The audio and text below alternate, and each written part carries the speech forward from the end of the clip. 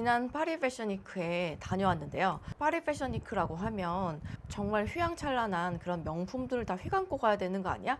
이렇게 생각하시겠지만 저도 가기 전에 좀 약간 쫄았거든요.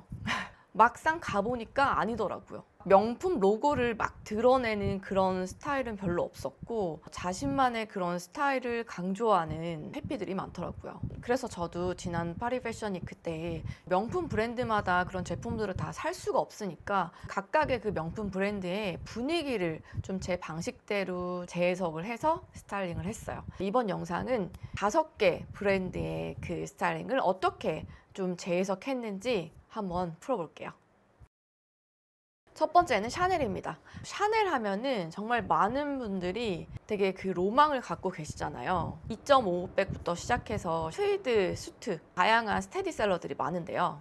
샤넬은 그 여성들에게 자유를 준 사람이에요. 2.5백이 1955년도에 출시가 됐잖아요. 근데 여성들은 클러치만 끼고 다니고 정말 외출하고 집에 들어오면 항상 뭘 잃어버리고 이런 게 좀 다반사였는데 그때 샤넬은 이 백에 체인을 달아서 이 어깨에 메고 다니게 두 손에 자유를 준 거죠. 정말 전 그 부분에 대해서 진짜 리스펙하고 치렁치렁한 그런 드레스를 입고 다니는 그런 귀족들에게 운동복이나 남성의 그런 속옷으로 쓰였던 그 저지 소재 원피스를 출시를 해서 가벼운 그런 스타일링을 할 수 있게 도움을 줬고요. 또 상복으로 쓰였던 그 블랙 컬러의 옷을 리틀 블랙 드레스라는 그 이름으로 전 세계 여성들에게 이 블랙 원피스도 괜찮다 이런 인식을 또 심어줬죠. 정말 많은 유부남들의 첩으로 있으면서 좀 약간 행적은 좀 안 좋았어요.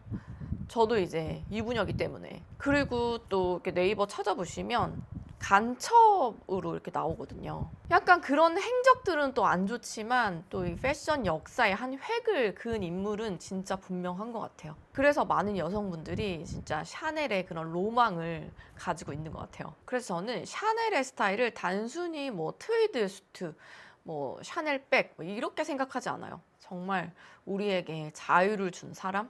이렇게 생각합니다. 샤넬이 아니었으면 아직도 가방 못 메고 이러는 거 아니야? 은인이나 다름없다. 그래서 제가 샤넬을 재해석한 룩으로는 완전 화이트 컬러의 이 쉬폰 롱 스커트를 입었어요. 이건 제가 몇 년 전에 웨딩샵을 운영하면서 가지고 있던 웨딩 드레스였어요. 그러니까 웨딩 스커트.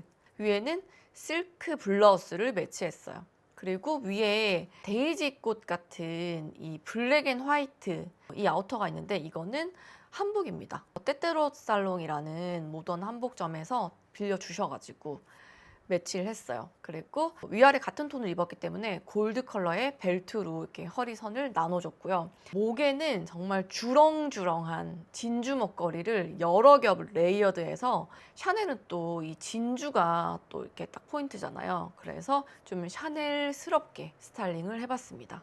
퀼팅백도 들고 있지만 전체적으로 봤을 때 뭐 샤넬 로고는 하나도 없었어요. 근데 정말 이 샤넬 쇼장 앞에서 전 세계 포토그래퍼들의 주목을 많이 받고 또 사진도 정말 많이 찍힌 그날이었어요. 두 번째, 디올이에요.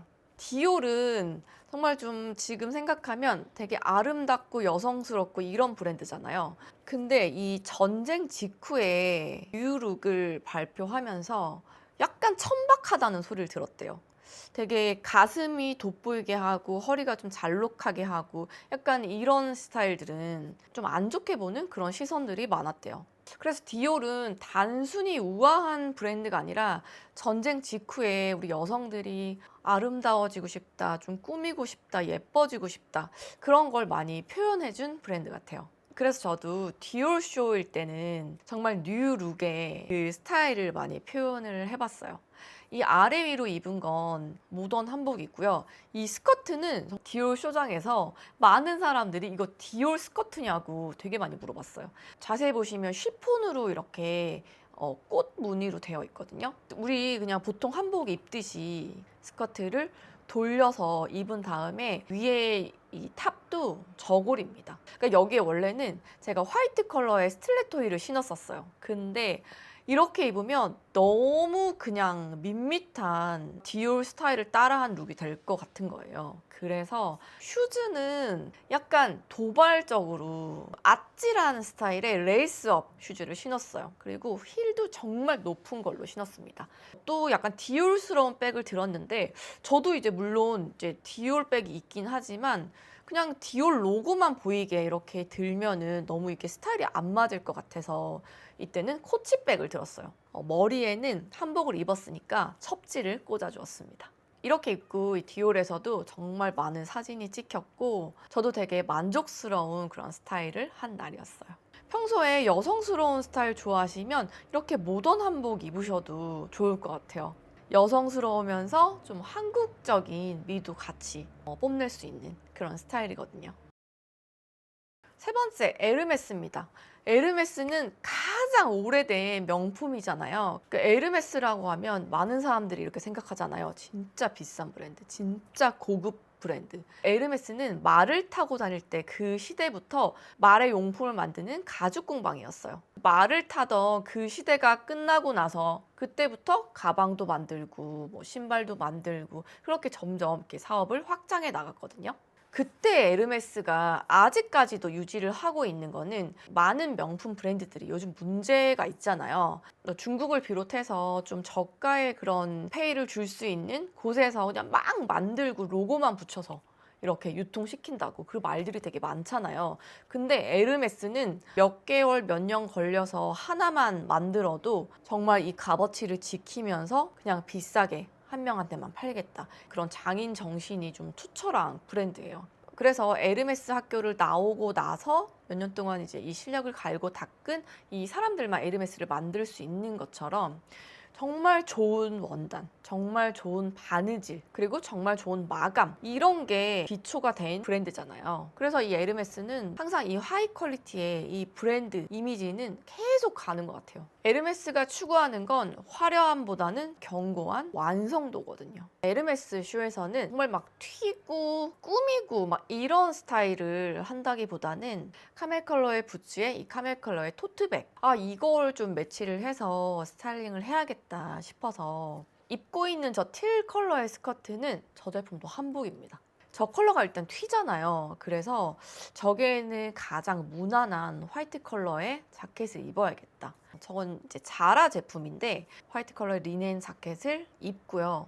카멜 컬러의 벨트를 했습니다. 그리고 목에 카멜 컬러의 약간 얇은 스카프를 둘러줬어요. 그래서 스커트 컬러가 일단 조금 독특하다 보니까 다른 컬러들로 조금 이렇게 무난하게 가려고 이렇게 노력을 했습니다. 그래서 이 에르메스 쇼장 앞에서도 이렇게 걸어가면서 많은 사람들의 주목을 받은 그 룩이었어요. 이 한복을 입으면 일단 전 세계 어딜 가나 독특한 것 같아요.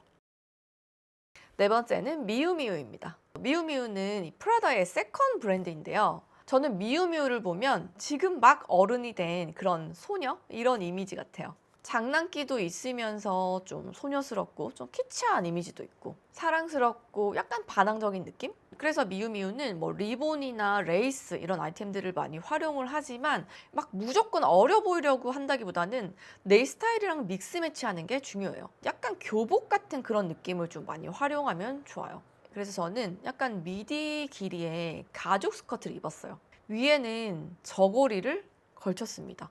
이 저고리는 제가 광장시장에서 구입한 아이템인데 안쪽은 그냥 블랙으로 되어 있고 이 바깥쪽에는 이렇게 자수가 수놓아져 있어요. 그래서 이 미우미우 쇼장에서는 자수가 있는 쪽으로 입었고 다른 브랜드에서는 이렇게 뒤집어서 블랙 시스루로 입었어요. 안에는 블랙 컬러의 이 비키니 수영복을 입었어요. 그리고 미우미우에서 이 실크 이 삭스가 나왔잖아요. 이게 50 얼마예요. 그래서 저는 면 타이즈를 흘러내리게 신었습니다. 버건디 컬러의 슬링백을 매치했고요. 저는 파리 패션 위크에서 항상 이제 한복을 조금 접목시킨다는 목적을 좀 가지고 갔기 때문에 저고리를 입은 상태에서 머리에 댕기를 이렇게 묶어줬어요. 그리고 가방은 미우미우 스타일로 좀 나온 사각 사이즈의 백을 매치했습니다. 다섯 번째, 생로랑이에요. 여러분, 생로랑 하면 어떤 이미지가 떠오르세요? 지금 생로랑의 그런 컬렉션들을 보면 되게 강한 이미지, 자신감이라는 이미지가 딱 떠올라요. 가죽 자켓에 뭐 약간 빨간 립스틱 이런 거. 생로랑이 어떤 사람이냐면 우리 여성들에게 턱시도를 가장 먼저 입힌 사람입니다. 지금은 저도 팬츠 수트 입는 거를 너무 좋아하지만 그 당시에는 여자가 팬츠 수트를 입는 거는 정말 상상이 안 될 정도의 시대였어요. 원래 턱시도는 남자가 입는 옷이었잖아요. 근데 입생로랑이 여자들은 왜 턱시도를 못 입지? 여자들은 왜 팬츠 수트를 못 입지? 그런 생각으로 여성들의 턱시도 수트를 만들었어요. 그때 그 턱시도가 딱 출시가 되고 나서 그 옷을 입고 뭐 호텔이나 이런 레스토랑이나 이렇게 들어가면은 다 못 들어오게 막았다고 해요. 이런 옷은 출입 금지라고. 그때 정말 입생로랑이 그 턱시도 수트를 이렇게 내놓지 않았다면 우리는 지금 그냥 스커트 수트만 입게 된다는 거. 지금 우리가 수트 입으면 정말 그냥 되게 커리어 우먼 그런 느낌이 강하잖아요. 와, 어쩔 뻔했어 진짜.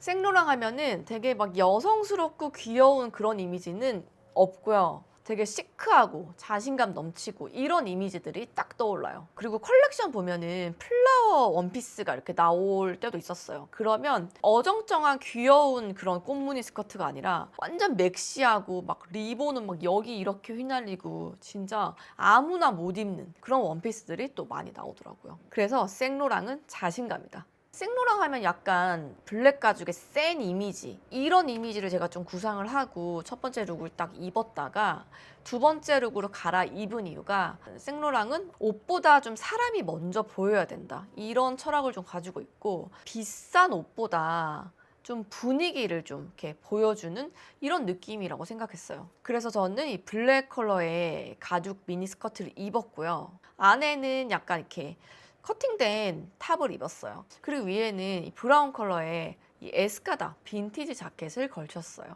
이렇게 좀 블랙이랑 브라운 계열로 좀 매치를 하고 이렇게 머리를 다 묶고요. 레드 컬러의 립스틱을 발랐죠. 생로랑은 조금 섹시한 이미지도 한 스푼 더해주면 좋아요. 그래서 블랙 스타킹을 신고 완전 굽 높은 이 부츠를 신었습니다. 그리고 이 체인이 있는 블랙 클러치백을 들고요. 이때 정말 김해김 쇼장에 갔다가 이 생로랑 쇼에 가는 이 일정이었는데 에펠탑 위쪽에 있는 지하철역에서 내려서 거기 레스토랑에서 옷을 갈아입고 그 파코가 있는 그 광장, 거기 계단을 이렇게 내려가서 내리막길을 막 이렇게 걸어가야 되는 이 쇼장이었거든요. 그래서 정말 발목이 꺾일 뻔했습니다. 딱 에펠탑에 불이 딱 들어오고 나서 이렇게 찍힌 사진이 정말 이렇게 멋있게 남았네요. 지난 파리 패션 위크를 다녀오면서 느낀 거는 명품을 막 사서 덕지덕지 이렇게 입어야 명품 스타일이 아니라는 거예요. 그 명품만의 그 철학을 이해하고 그 분위기를 이해하고 자신만의 스타일로 좀 재해석해서 이렇게 풀어서 입으면 된다는 거예요. 그래서 저는 앞으로도 명품을 막 따라서 입는다기보다는 좀 제 스타일로 풀어서 재해석해서 입는 그런 모습들을 많이 보여드리도록 하겠습니다. 여러분은 어떤 브랜드 스타일을 좋아하세요? 샤넬? 디올? 생로랑? 어떤 스타일을 좋아하시는지 댓글로 또 남겨주세요. 자신만의 그 명품 스타일을 재해석하는 방법이 있으면 저한테도 또 알려주세요. 오늘 영상 도움이 되셨다면 좋아요와 구독 꼭 눌러주시고요. 저는 배배언이었습니다. 우리 다음 영상에서 만나요. 안녕.